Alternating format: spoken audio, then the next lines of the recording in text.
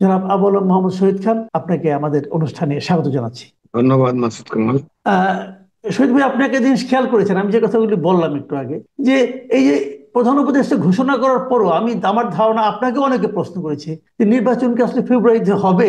তো এই যে অবিশ্বাস, অনাস্থা প্রধান উপদেষ্টার মানে কথার উপর, এটা কেন? আসলে প্রথম থেকে যখন নির্বাচন নিয়ে কথাবার্তা হচ্ছিল, তখন এই নানান টাইমলাইনের জন্য প্রথমে একবার বলা হলো যে অল্প কিছু সংস্কার হলে ডিসেম্বরে নির্বাচন, আর বেশি কিছু সংস্কার হলে জুনে। পরবর্তীকালে না, এই নির্বাচনের আলোচনার মধ্যে আবার হঠাৎ করে উনি বললেন এপ্রিলে, লন্ডন বৈঠকের পরে উনি বললেন ফেব্রুয়ারিতে, এবং সেটা নিয়ে আবার জামাতে ইসলাম যখন রেসপন্স করলো, তখন উনি আবার সেখানে থাকলেন না। পরে আবার ফেব্রুয়ারিতে নির্বাচন হবে প্রথম সপ্তাহের দিকে বা দ্বিতীয় সপ্তাহে, রমজানের আগে আগে এটা ঘোষণা হয়েছে। এবং ওই ঘোষণার পরে আমরা দেখেছি, যেটা আপনি বললেন, যে এনসিপি যে রেসপন্স, সেটা খুবই নেতিবাচক। এবং তারা অনেক কিছুই বলে। তারা তো প্রথমে বলছিল যে বিচার শেষ না হলে বা বিচারে কাউকে ফাঁসিতে না ঝুলালে নির্বাচন কেন, সংস্কার শেষ না করে নির্বাচন কেন। আর এর মধ্যে জামাতে ইসলাম এবং ইসলামী দল, অন্য আরো কয়েকটি দল, তারা পিয়ার পদ্ধতিতে একটা নির্বাচনের ব্যাপারে আন্দোলন আন্দোলন দানা বাঁধার চেষ্টা করছে। এই সব মিলিয়ে তখন মনে হচ্ছে যে একটা দেশে যদি নির্বাচন হয়, তাহলে দেশের সকল রাজনৈতিক দলকে সেই নির্বাচনে অংশগ্রহণ করতে হবে।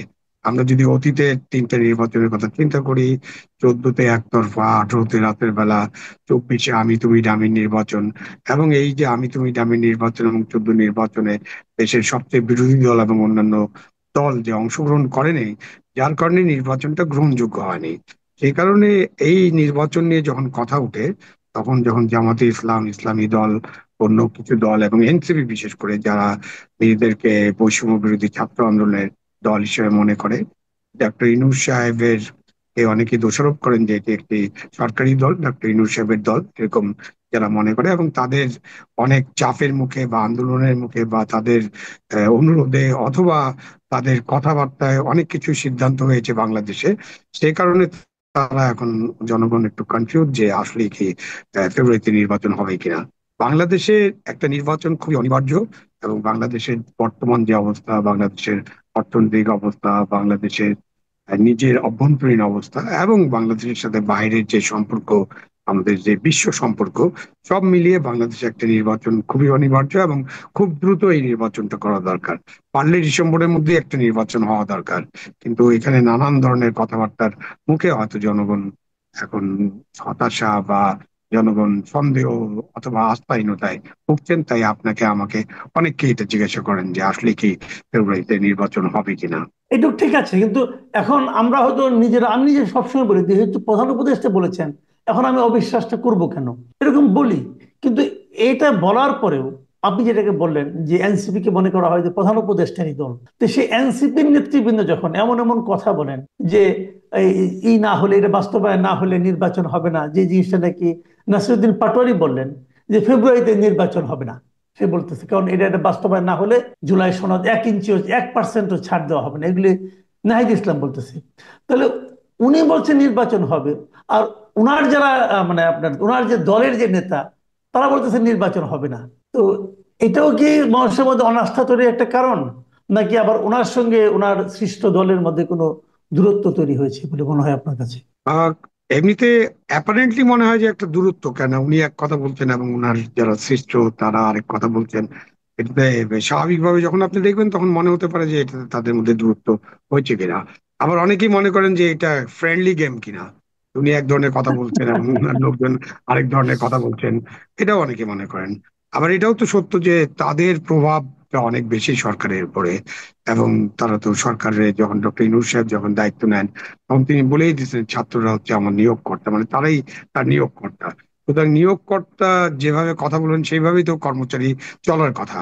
তো এই সব মিলে বিষয়টা একেবারে জগা খিচুড়ি পাকিয়ে যাওয়ার মতো, যে কাকে বিশ্বাস করব, কাকে করব না। এবং এনসিপি যে এ পর্যন্ত যে সমস্ত বিষয়ে দাবি দেওয়া করেছে, তার তো অনেকগুলোই বাস্তবায়িত হয়েছে, যে কারণে তাদের কনফিডেন্স লেভেলটাও বেশি হাই, যে তারা যেটা মনে করছেন তারা সেটা আদায় করে ছাড়বেন, এরকম তাদের মধ্যে একটা কনফিডেন্স আছে। সুতরাং তাদেরকে তো ছোট শক্তি বলে, তাদের পপুলারিটি কেমন, তাদের এখনো রেজিস্ট্রেশন হয়নি, নানান কথা বলে তো তাদেরকে খুব অ্যাভয়েড করা যাবে না। যে তারা যেটা চাবেন সেটা হবে না, এরকম বলা যাচ্ছে না এই মুহূর্তে।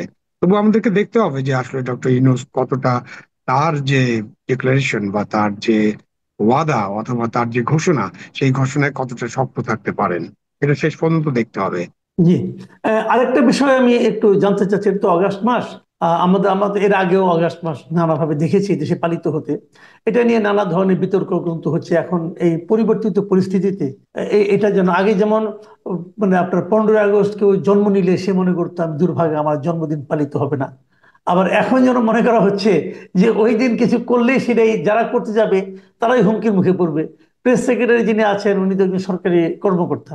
তো উনিও বলেছেন যে 15ই আগস্ট পালন করলে তার বিরুদ্ধে আইনগত ব্যবস্থা নেওয়া হবে। তো আওয়ামী লীগের রাজনৈতিক কর্মকাণ্ডের উপর এক ধরনের নিষেধাজ্ঞা আছে, কিন্তু 15ই আগস্ট কি পালন করার অর্থ রেখে রেখে আওয়ামী লীগের কার্যক্রম, রাজনৈতিক কার্যক্রম নাকি এর বাইরেও হতে পারে? এবং এই ব্যাপারে প্রধান উপদেষ্টার যিনি প্রেস সেক্রেটারি উনি আইনগত কি ব্যবস্থা নিতে চান, কোন আইনে এটা উনি আটকাতে চাচ্ছেন? ওনার বিষয়টা আসলে পরিষ্কার না, এবং আমাদের যখন আমরা প্রধান উপদেষ্টা প্রেস সেক্রেটারি বা প্রেসিডেন্টের প্রেস সেক্রেটারি অথবা প্রধানমন্ত্রী প্রেস সেক্রেটারি এরকম পজিশনে যারা কাজ করেন, তারা কিন্তু প্রধানত তাদের যে তিনি যার অধীনে কাজ করছেন বা যার সাথে কাজ করছেন, তিনি যা মনে করেন সেটাই, বা তিনি যা জনগণকে জানাতে চান সেটা প্রকাশ করাই তাদের দায়িত্ব। বাট আমাদের তো প্রেস সেক্রেটারি সাহেব অনেক সময় অনেক বাড়তি কথাবার্তা বলেন, এবং উনি এটাও বলেছেন, এরকম দাবি করা হয় প্রেস উইং থেকে, যে উনি কোনো কথাই বলেন না যেটা প্রধান উপদেষ্টা তাকে বলতে বলেন না। সুতরাং এটা আপনি প্রধান উপদেষ্টার কথা হিসেবে মনে করতে পারেন। যাই হোক, আমরা এখন প্রেস সেক্রেটারি যেহেতু বলেছেন, প্রধান উপদেষ্টা নিজে থেকে কিছু বলেন নাই, আমরা যদি প্রেস সেক্রেটারির কাছেও থাকি, তাহলে জিনিসটা হচ্ছে যে 15ই আগস্ট তো হলো জাতির পিতা বঙ্গবন্ধুকে হত্যা করা হয়েছিল সপরিবারে, এবং এটা একটা শোকাবহ দিন। এটা আওয়ামী লীগ যেভাবে অতীতে পালন করেছে, বা আওয়ামী লীগ যেভাবে এটাকে আহ, অনেক ঘটা করে পালন করেছে বলা যায়, বা অনেক বড় করে পালন করেছে, অনেক কিছু করেছে, সেই রকমটা তো হয়তো অনেকের পছন্দ না, অনেকে সেটা ভালোভাবে নেননি, এটা হতে পারে। বাট 15ই আগস্ট যদি আপনি ব্যক্তিগতভাবে কেউ পালন করতে চায়, কারো কাছে যদি এটা শোকের দিন মনে হয়, বা উনি শোক পালন করতে চায়, তাহলে আপনি ব্যক্তিকে বাধা দিবেন কিভাবে? এখন আওয়ামী লীগ যদি ঘোষণা দিয়ে 15ই আগস্ট পালন করতে চায়, যেহেতু তাদের কর্মকাণ্ড বা তাদের যে কার্যক্রম সেটাকে একটা অর্ডার দিয়ে, প্রশাসনিক আদেশ দিয়ে নিষিদ্ধ করা হয়েছে, সেই ক্ষেত্রে হয়তো নিষিদ্ধ একটা কার্যক্রম চালাতে গেলে আইন শৃঙ্খলা রক্ষাকারী বাহিনী ওই ঘোষণার আওতায় তাদের বিরুদ্ধে আইন প্রয়োগ করতে পারে। এবং কি আইন প্রয়োগ করবে তারা সেটা জিজ্ঞাসা করবেন, তারা সেটা জেনে নেবেন অথবা তারা ব্যাখ্যা করবেন। তো সেই ক্ষেত্রে উনি যদি এটা মনে করে থাকেন যে 15ই আগস্ট যদি হঠাৎ করে আওয়ামী লীগ কিছু করতে যায়, মিছিল নিয়ে যেতে চায়, তাহলে হয়তো তাদের উপরে আইন প্রয়োগ করা হবে, এরকমটা উনি পরিষ্কার করেন নাই। কিন্তু একজন ব্যক্তিগতভাবে শোক প্রকাশ করতে চাইলে, তাহলে তাকে বাধা দিবেন আপনি কোন আইনে? আপনার আইন তো নাই। আপনি ব্যক্তিগত শোক প্রকাশ আর রাষ্ট্রীয় শোক প্রকাশের মধ্যে অনেক তফাৎ আছে, এবং রাষ্ট্র তো এই দিবসটি বাতিল করে দিচ্ছে, রাষ্ট্র নিশ্চয়ই শোক প্রকাশ করতে যাচ্ছে না। সুতরাং এই ক্ষেত্রে কেউ যদি ব্যক্তিগত শোক প্রকাশ করতে চান, তাকে বাধা দেওয়াটা আইনানুগ হবে না, সংবিধান সম্মত হবে না, এবং এটা কোনো আইনের ভিত্তি থাকবে না এইসব করতে গেলে। জি। আমরা অনুষ্ঠানে একদম শেষ পর্যায়ে চলে এসেছি, আমি আর একটা প্রশ্নই করব। এই প্রশ্নটা আমার মনে হয় আপনাকে করা দরকার। সেটা হলো, আপনি একসময় সরকারি একজন সচিব ছিলেন, প্রশাসনের অনেক গুরুত্বপূর্ণ দায়িত্ব পালন করেছেন। আপনি অনেকদিন ধরে বিভিন্ন রাজনৈতিক বিষয় নিয়ে বিশ্লেষণ করে থাকেন, বিভিন্ন টকশোতে আপনাকে দেখা যায়।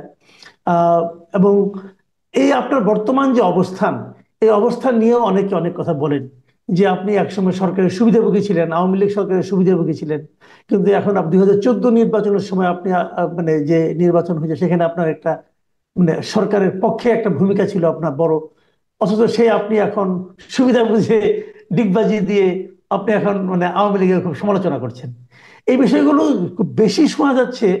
গত কয়েকদিন আগে একটা গোল টেবিল বৈঠকে আপনি ছিলেন, সেখানে কিছু কথাবার্তা হয়েছিল। তো সেই প্রেক্ষিতে আপনার ভূমিকা হয়তো মানে কেউ কিভাবে দেখেছে এবং সেইটাকেই তারা বলার চেষ্টা করছে এখন। তো এই বিষয়গুলো আমার ধারণা আপনারও চোখে পড়েছে, নজরে এসেছে। তো আসলে কি, আসলে কি আপনি অবস্থা বুঝে ডিগবাজি দেন অথবা মানে নিজের চেহারা পরিবর্তন করেন? দেখেন, আমি যখন চাকরি পেয়েছি তখন দেশে এরশাদ সাহেব ছিলেন, ওনার সরকার ছিল সেই সময়, 82 সালে আমি চাকরিতে যোগদান করেছি, 82 জুন মাসে। তো সুতরাং আমাকে তো আওয়ামী লীগ কোনো চাকরি দেয়নি বা কোনো রাজনৈতিক দল চাকরি দেয়নি, এবং সেই সময়টা আমরা অনেকেই মনে করি যে ওই সময়টা আমাদের প্রশাসন, পুলিশ, বিচার বিভাগের উপরে বড় ধরনের কোনো হস্তক্ষেপ ছিল না। ছোট হস্তক্ষেপ ছিল কিনা এটা খুঁজে বের করতে হবে। তো আপনি চাকরি করেছেন এবং একটা পর্যায়ে যখন 90 সালে দেশে স্বৈরাচার বিরোধী আন্দোলন হয় তখন কিন্তু আমরা সচিবালয়ে বসেছিলাম না। আমরাও ভেবেছি যে না, এই স্বৈরাচার বিরোধী আন্দোলনে আমাদেরও একটা অংশগ্রহণ করা দরকার। একাত্তরের মুক্তিযুদ্ধেও কিন্তু আমাদের সেনাবাহিনী, আমাদের সিভিল সার্ভিস, পুলিশ বাহিনী সকলেই অংশগ্রহণ করেছিল। 90 সালে স্বৈরাচার বিরোধী আন্দোলনে আমাদের একটা অংশগ্রহণ ছিল। আমিও সেই অংশগ্রহণকারীদের একজন ছিলাম। এবং সেই সময় যখন 3 জোটের রূপরেখা হয় তখন আমরা এটা নিয়ে আলোচনা করেছি। আমরা বেগম জিয়ার সাথে আলোচনা করেছিলাম, আমরা শেখ হাসিনার সাথে আলোচনা করেছিলাম, আমরা বাম দলগুলোর সাথে আলোচনা করেছিলাম, অনেকের সাথে।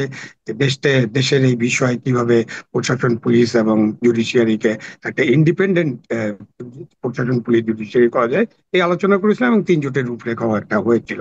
তারপর তো 91-তে একটা নির্বাচন হলো এবং তারপরে তো নানান ঘটনার পরিপ্রেক্ষিতে আবার 96 সালে একটা আন্দোলন শুরু হয়, তত্ত্বাবধায়ক সরকার আন্দোলন, যেটা 90-এর একটা ধারাবাহিকতা ছিল।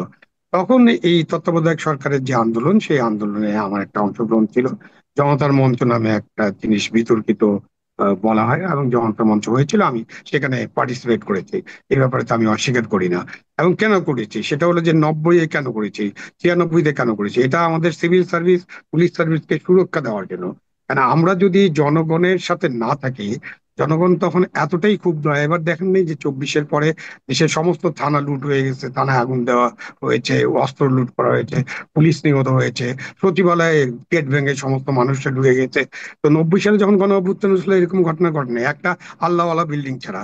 আপনি এমনকি সেই সময় এই আপনার যে মন্ত্রীপাড়া ছিল সেখানেও কিন্তু মানুষ আক্রমণ করতে গিয়েছিল। শাহবাগ পর্যন্ত চলে গেছে, ইন্টারকন্টিনেন্টে মরে গিয়েছিল। সেখানে কিন্তু যে আমরা এবং অন্যান্য রাজনৈতিক নেতৃবৃন্দ সকলে এটা বোঝানোর চেষ্টা করছি যে এই ধরনের আক্রমণ, লুটপাট বা আগুন লাগানো এটা সমর্থনযোগ্য নয়। আমরা একটা প্রসেসের মধ্যে দিয়ে আমরা গণতন্ত্র ফিরিয়ে আনবো। তো সেটা ছিল আমার ভূমিকা। এবং আপনি যদি 14 সালের কথা বলেন, আমি 14 সালের জানুয়ারি মাসে আমি রিটায়ারমেন্টে চলে গেছি। ওই সুতরাং 14 নির্বাচনের আগে 12 সালে নির্বাচন হয়েছিল, আমি যখন স্থানীয় সরকার সচিব ছিলাম। তখন বেশ কয়েকটা, 5টা সিটি কর্পোরেশন নির্বাচন হয়, এবং সেই নির্বাচন কিন্তু আমরা চেষ্টা করেছি যাতে এখানে কোনো রকম বাধা বিঘ্ন সৃষ্টি করা না হয়, স্বচ্ছতার ভিত্তিতে নির্বাচন হয়, নিরপেক্ষ নির্বাচন হবে। এবং আপনার মনে আছে সেই নির্বাচনের রেজাল্ট কিন্তু বিএনপি সবগুলো আসনেই প্রায় জিতেছিল এবং বিপুল ভোটে জিতেছিল। তো আমার সময় আমি যখন কাজ করেছি আমি কোনো দলের পক্ষে কাজ করি নাই। আমি একসময় ছাত্র জীবনে জাসদ রাজনীতির সাথে যুক্ত ছিলাম। এবং জাসদ রাজনীতি 72 সালে, জাসদের জন্ম থেকেই বঙ্গবন্ধু শেখ মুজিবুর রহমানের যে রাজনীতি তার বিরুদ্ধচারণ করেছিল। এবং সেই সময় তো আমরা অনেক নির্যাতন, পুলিশের নির্যাতন শিকার হয়েছি। সুতরাং ওগুলো তো অতীত ইতিহাস। যখন আমি চাকরিতে গেছি তখন থেকে আমি কিন্তু কোনো রাজনৈতিক দলের সাথে সংযুক্ত না। এখন 14 সালে নির্বাচন একতরফা, 18 সালে রাতের ভোট, আহ 24 সালে আমি তুমি দামি নির্বাচন, এসব বিষয়ে কিন্তু গত 10 বছর ধরে আমরা কথা বলছি, আপনি দেখেছেন, লক্ষ্য করেছেন। জি। এখন জি। আমি যেটা বলি সেটা হলো, আমি যেহেতু রাজনৈতিক বিশ্লেষণ করার চেষ্টা করি, আমি নিরপেক্ষ ভাবে এটা করার চেষ্টা করি। এখন কোনো কোনো সময় আপনার নিরপেক্ষতা অনেকের পছন্দ না হতে পারে, তখন আপনি অতীত ঘাঁটতে থাকবেন। এটা ঘাটলে আমার কোনো অসুবিধা নেই। আমি শেখ হাসিনার কাছ থেকে, ওই সরকারের কাছ থেকে বড় কোনো সুবিধা নেইনি, এবং কোন বড় না ছোট কোনো সুবিধা নেইনি। আপনি 1997 সালের অগাস্ট মাসে আমি ওএসডি হই একটা মামলার সূত্রে। এবং সেই ওএসডি কাল আমার 2008 সালের মার্চ পর্যন্ত, 9 সালের মার্চ পর্যন্ত আমি ওএসডি ছিলাম। এবং আমি একটা লম্বা সময়, 12 বছর ধরে ওএসডি ছিলাম।